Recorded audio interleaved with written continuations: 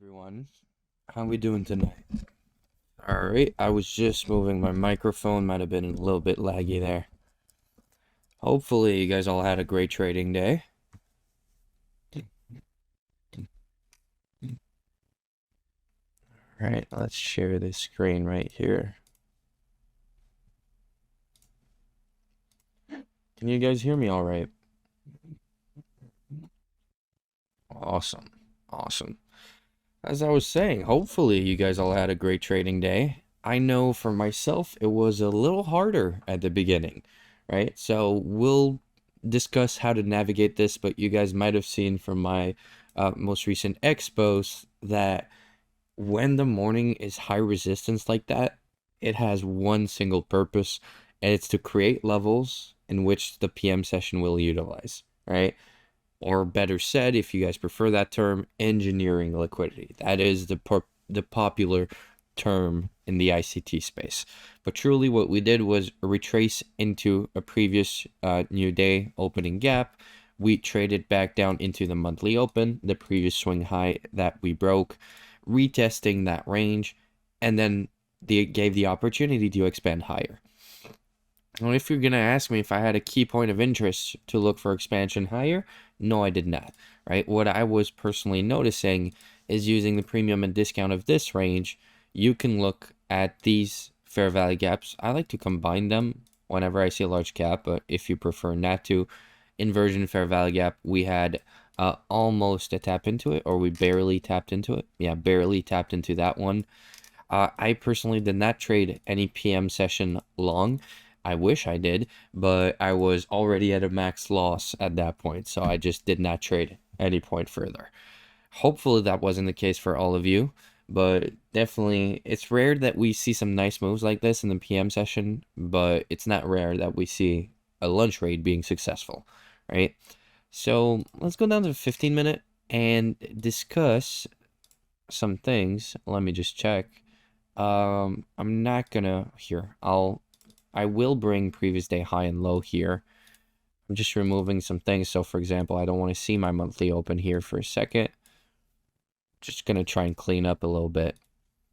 This blue box that you see below, what do you guys think that is? That is your inversion fair value gap that we just discussed. And as you can see, that formed the low of day.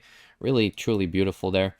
We'll go in replay mode so that this way we can see the opening price pretty much, right? I just don't like to do historical. Of course, if you have the indicator, you can always go into historical mode, see previous days.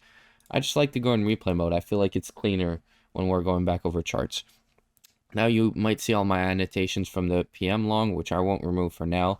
But the important part we want to focus on is this, right? The daily structure. How let's start there, right? Because I see a lot of people coming to me and having issues with these things. When I look at my daily structure, all right, I'm always starting at 9:30, especially on a day with no news, right? So 9:30. I look back at what has happened. What have we done? We expanded a bit below on the open, went a little higher up to London, and then over the London period, we ran higher and took out the high. And more importantly, let's just bring this guy in. Let's bring Asia too. Did we have anything for Asia? Yes, we did. That was current low of day. More importantly, we have a London framework. That's already over 70% success rate right there. This level at 9:30. So shorting at 9:30, looking for this level. Clear. Now you have current low of day, which is Asia low, relative equal lows. Sure. But what I want to focus on is how I confirm my bias. So the day like today, where there were multiple scenarios, right? We discussed it. I shared that I could see us going higher and I could see us going lower. So how am I going to confirm which side are we going to go? Well, of course, statistical frameworks, session liquidity, that's pretty straightforward stuff. It's super easy to trade. You also had the confluence from the midnight open at this point where you would anticipate that it reaches this before 11:15. Those are the statistics. Props to Austin Clark for this. Definitely opened my eyes in regards to the statistical probabilities of opening prices. But what I really want us to focus on is the daily structure, right? So this is back and forth. You can say, oh, this is manipulation, but then this is manipulation. And again, what is this? This is consolidation. we're going back and forth. So you can frame this as what we like to call daily accumulation, right? We're talking in terms of power of three. I'm visualizing the AMD, accumulation, manipulation, distribution of the day. Now, for a manipulation, what do I need, right? How do I find it? Well, it's any move that takes out liquidity. No, it needs to be an energetic move. And of course, you want this to be opposite to your drawn liquidity. On a day like today, for myself, I don't have a higher time frame draw, a higher time frame target, but I have London. I have London low. I have clear structure that tells me we accumulated. Now we manipulated above previous day high with a key point of interest, right? Your previous day high level. I mean, I don't need anything else. From that point on, you should know that your bias is short. I personally look for a long. We're going to look at it. But when I was trading that long, I was looking for a retracement long. We just didn't go as far as I would have anticipated. But it is clear structure from that point on that we trade above previous day high. Not the bearish candle here, this bullish candle. We trade above previous day high. You can frame shorts because you can understand that your daily distribution will be lower. And then you have key objectives. You have London low. You have relative equal lows from Asia low. And then that's why I love the 15 minutes so much. You can see important price swings very importantly. And then relative equal lows with the previous day low. We just didn't get there. But I mean, at that point, we had already run. I mean, it seems like small numbers now, but 368 points, that's pretty sizable in my book. And we were ready for retracement, right? All of these things is what goes on in my brain before I even start trading. So now I know that my shorts today will be expansion and my longs will be retracements. I'm going to prioritize shorts because I need to target London low here. Right? Very clear. You guys are wondering how do I do this? Open the futures chat this morning, right? It was pretty straightforward. I had a nice back and forth with Alex, right? With us getting stopped out together on our long. That was awesome. But after realizing that London low was a clear objective, right? So we'll go down to the 1 minutes. We didn't necessarily get some great setups. I'm not going to lie to you guys. At least that's from what I've found.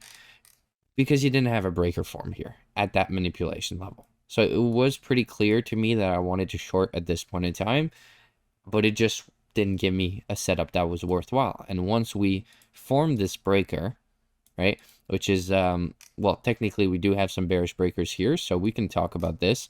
But in my book, nothing had happened here. We didn't have any sort of daily structure, right? This is my daily manipulation. So at the open, I needed to wait for manipulation. Now, at the beginning, I saw Judah swing lower here, and I'm like, okay, well, maybe we go higher. But then we hit previous day high with the with our daily manipulation here. We didn't have a long setup here. I would have definitely looked for a long here, but it was just too quick. Didn't give me a setup. And now, once we're basically making a short setup, this is valid. This held. This pushed price lower, even though it was trading before it. But am I going to enter here in the deep discount of this range just before taking out an objective? No, I'm not. I'm looking for entries at the extremities. So now what do I need to wait to do? Well, I need to wait for price to return to a premium, respect that inefficiency, and then give me a setup. It's really that simple. And in this case, it actually would have stopped you out. We'll talk about it, but the stop wasn't at this high anyways. But pretty much before looking, I would have looked for a short up here. No setup, no setup. This is too far. So then I'm just looking to short here. I'm looking to short. But now we had SMT. That is the big thing. You guys might have seen I took a loss on a long this morning. And it was pretty much all due to, was it this? Yeah, this SMT right here. So I'll draw it on ES2 so you guys can follow along easily in case you weren't watching your charts this morning. But we had SMT here, and just to make it simpler, we'll use the most recent one. All right, so we had clear divergence at this level. I was looking for price to expand, go a little higher, at least to the premium of this range, and by that I mean the deep premium. So I was looking at this high, and this was going to be my partial. Because if you look at the time here, it is almost 10:30, and at that point in time, I was looking to target the opening range. First hour, you can call that initial, what do they call it? The first hour, initial balance, I believe. Or No, that's the first 30 minutes. I call it the opening range, all right? And I also call the first 30 minutes the opening range, all right? Deal with it. I'll say if it's the first hour or the first 30 minutes. But at 10:30, we like to target one of these two sides. As you can see clearly, it was low on this point, but I was framing with the high. We had clear SMT. We had a very nice setup here. A very straightforward setup, I should say, right? Very simple. I'm going to move this all bearish breaker now. But you had a nice bullish breaker right here. Clear, clear, clear sign. I actually entered even before on the inversion fair value gap here. This was in close proximity, so I did not require anything further. Honestly, that was pretty straightforward. And from this point, you have inversion fair value gap, swing low, have a clear stop at this low. And I mean, we can consider take profits here, but the truth is, and by the way, I did enter barely inside the inversion fair value gaps, right, to offer at least 1.7 R. I believe I entered on the midpoint of it specifically. Let me bring that out so I can be of some precision. Well, actually, let's be pessimistic. Let's give a worse entry. Here, let's just call it 1.69. 3PD array stop loss rule. This is just a clear loss. Is this still a good setup? I mean, other than the SMT, there were no reasons to look for a retracement at this point. Time aligned 10:30. I should have just waited for a clear short. And the truth is, the move that stopped me out just gave me a clear short. But this is where it goes. On days with high resistance and where the morning is high resistance doesn't mean we don't expand. It just means we're having a hard time expanding. And you can see this quite easily. A lot of deep retracements, very slow to fall. A lot of deep retracements again and again and again. This is what I mean by high resistance conditions. And in high resistance conditions, you get stopped out a lot. For example, entering here, and we had this inversion fair value gap first. We did not trade back into it. This starting to become a little far for me at this point. I'm not going to lie to you guys. I personally waited for us to retrace into this fair value gap above, which is barely any better, right? But it is basically shorting down here, so close to the opening range low. A little worse than those additional, what is that? Almost 10 points, right? Yeah, 8.5 handles. So for me, it was all about this fair value gap. We had this inversion fair value gap for a stop as well, and this fair value gap, which aligned beautifully with this inversion as well. I placed my stop at the high of this candle, got stopped out 3 minutes later. All right, that's the truth. So 2 losses for me today. Not the absolute best performance, if I can say, but here you had clear objectives to London low and Asia low. And truth is, if I just focused on the fact that I should have been looking for shorts, the first short did not work. Of course, we can consider the absolute morning short, right? But at this point, I have to say there is no reason to even look for a trade because there is no clear daily structure. And if we look at the next bearish breaker that formed, which is this guy right here, you have a beautiful, successful winning trade. So really this one, all we had to do was trade back up. But even if you had your stop all the way up here, it would have stopped you out perfectly to the tick, unfortunately, but still.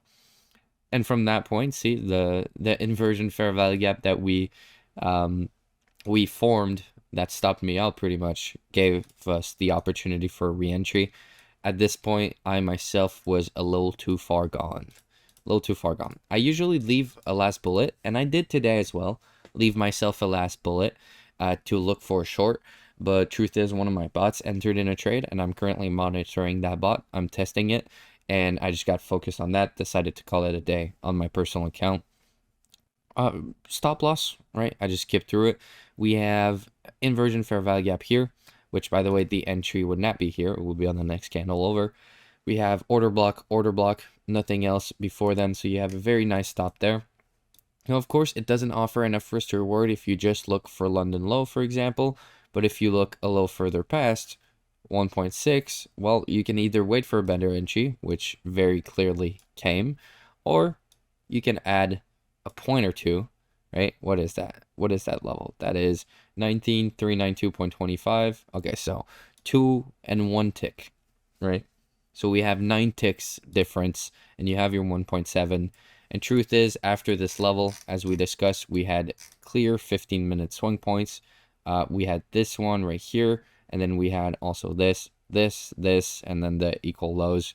Very, very clear target. Daily inversion fair value gap, where it did decide to stop. But you would have had plenty of opportunity for a successful short setup. The truth is, on a day like today, I can't really blame anyone for taking this long, as I took it myself. But looking back at it, I wished I would have focused on shorts, and then I would have taken a loss followed by a win. It's times like these where it's a little hard to look at everything, I guess is the best way to put it. So I tunnel visioned on the long setup where I should have been focused on the daily structure. Then I zoomed out and I looked back and I'm like, fuck, I was bearish this morning. Why am I taking longs? But in regards specifically to the setup, I don't think it's a bad setup at all. And to be honest, guys, you can't always win, right? That's the truth. So you can't let losses like these get to you, right? Because sometimes you're going to win those and sometimes you're not. I feel like I'm talking to myself here. I'm trying to convince myself that it's okay. But I don't know if you guys remember, Monday NFPs were my day. And now I just had a max loss day, which is, it just hit me a little bit. I don't remember the last time where I actually lost a trade on a Monday NFP. So a little bit unfortunate there for my ego, but otherwise I will survive and my bank account will survive. Very clear short. Following that, during lunch, we formed structure to give us a beautiful lunch rate. That is the trade that I showcased. That is the trade that you should be looking for. Truth is, there's only one condition in which you should absolutely expect a high probability setup in the PM session, and if it's the morning consolidates or is high resistance, because that is the same thing in my book. And as you can see, levels that were formed in the morning that you could have said were traps, you could have said were basically made to stop out people, formed equal highs and lows. This is our way of seeing engineered liquidity, right? And this goes off and off about manipulation and basically market psychology, how you see the markets, that they are manipulated by institutions. I don't care about all of that, all right? I don't care why this works. I just know it does. And that's because I have the data behind it and I have a proven track record. That's all I care about. All right. I don't care about how the market works, how the algorithms that run it work, or if it's only one algorithm, which is just not possible. Coming from a coder, it's just, that's bullshit marketing. But we're not getting into that. All right. Truth is, we see high probability targets via relative equal levels. So these are clear targets to look for, right? Even here I'm seeing it. And I always zoom out like this because I don't want to see my candles. I want to see the symmetry, right? The movement. And when you zoom in, now you get the specifics of the candle. But when I see this, I just see lines. And what I'm focused on is the symmetry of price. It just helps me focus. But all of this into a daily inversion fair value gap gives us a beautiful opportunity to long. I've been thinking of actually adding SMT basically to my session ranges indicator. What I mean by that is that basically session SMT. So if the lunch low is taken on one asset but not the other, I'd like for it to draw it in some way. So see, in this case, the drawing would look something like, it would say lunch low and it would have SMT here and the drawing would stop expanding because it has been taken, right? But whatever. You guys tell me what you think. If you guys think that is a good suggestion, I will definitely look forward to implementing that. But what we have to focus on is here we're looking at the noon to 1:30 range, right? Our classic lunch framework. We're looking for one side to be rated to then go target the next. And as you can see, ES rated this level beautifully, forming SMT on the NASDAQ here. And it just led to a very, very, let me just move that. This was triggering me. A very, very beautiful long setup right here, right? Breaker block forms, overlapping PD array. There was this tiny little inversion fair value gap here that you could have looked at, but it retraced into this fair value gap first. I also did not count this inversion fair value gap, which is like one tick, into my stop loss. But see, actually, in this case, you would not have gotten stopped out. it just seemed a little too pessimistic. And here is Echo here. No, he left. All right. Well, I'll still say it, so that he watches the recordings. He's a little bit more of a beginner. But if we look at this, right? So where is this inversion fair value gap? There it is. Oh no, because it's this candle. Why did I use this candle? Okay, so no, that would have actually stopped you out. Oh, 3PD array stop loss rule not working? This is an inversion fair value gap. This counts. Even though it is mitigated, it does not matter. So technically your stop should be here. Okay, I had put it here. See, in this case, it would have stopped you out. Pretty unfortunate for such a beautiful setup. So I personally gave it a little more room to breathe, because this does not make sense. Well, I didn't trade it on my personal, but in the bot, it gave it a little more room to breathe, because this is too old pretty much. It has adjustable look back. Maybe we should consider a rule for that. But pretty much what you see is one PD array. Then, of course, you have just 3 fair value gaps here, but also with this inversion fair value gap, which is used. So you have pretty much a beautiful stop loss here. But it's hard for me to tell you guys that this is good when I'm always talking about the 3PD array stop loss rule, which in this case would just not have worked. You would have gotten barely stopped out here. Did you have a re-entry opportunity? You did right here. I mean, we can discuss it. It's still a very good trade at this point in time, because look at the distance that we have towards before objective, and it's actually more risk to reward here. Let's do a 3PD array stop loss rule. Let's just put it at the other swing low.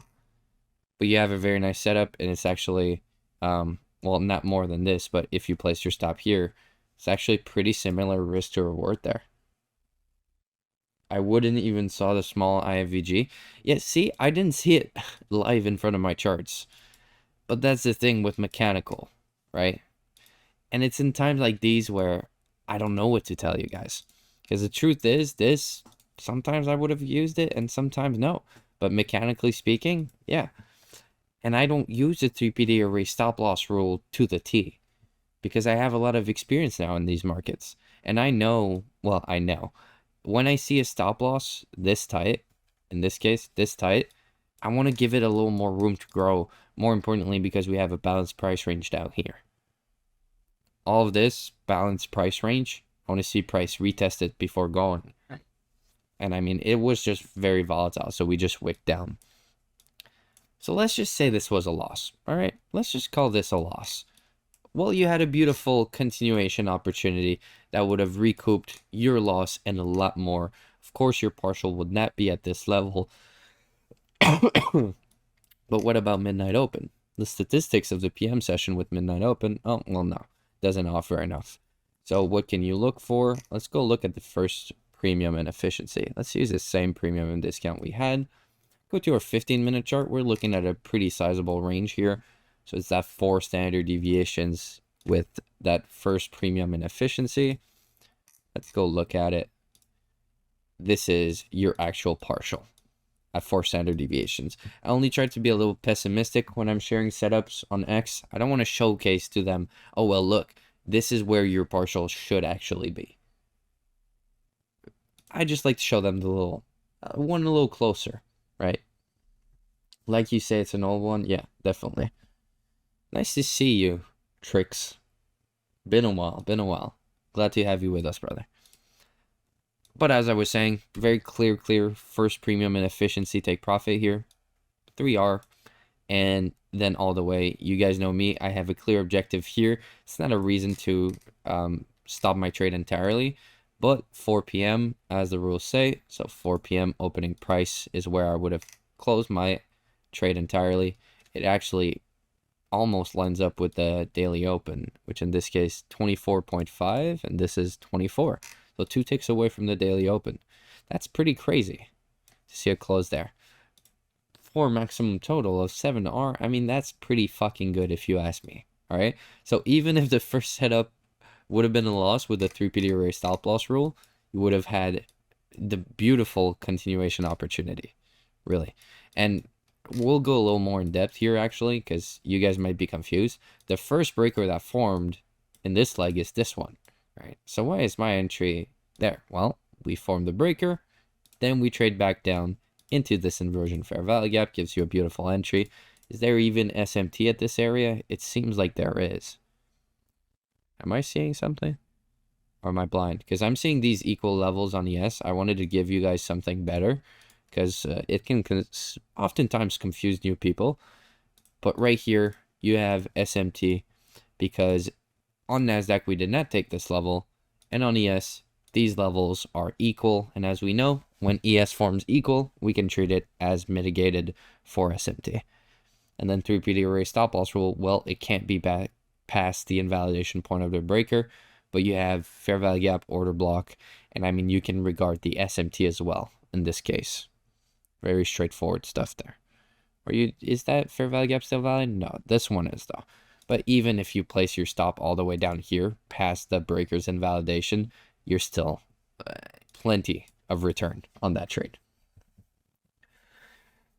If there's a zone where there's an IFVG and a fair value gap in it, do you consider it a high probability to go in, or does it mean the invet balance is canceled? I regard them as two separate inefficiencies. It has no impact, Alex. That's truth. I made a couple payouts my first time around. Was only a matter of time before I got back in the game. Good. Good. That's what I like to hear.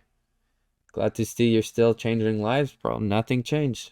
Nothing changed, brother. One lunch rate at a time. Yeah, I like that. You know, lunch rates, I believe it was Julian who mentioned that to me.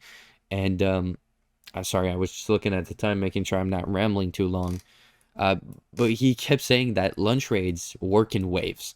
So you won't see a setup for like 2 weeks. And then for a full week, you'll have one setup every single day of lunch raids, and all of them work but one. It's crazy. They actually do come in waves.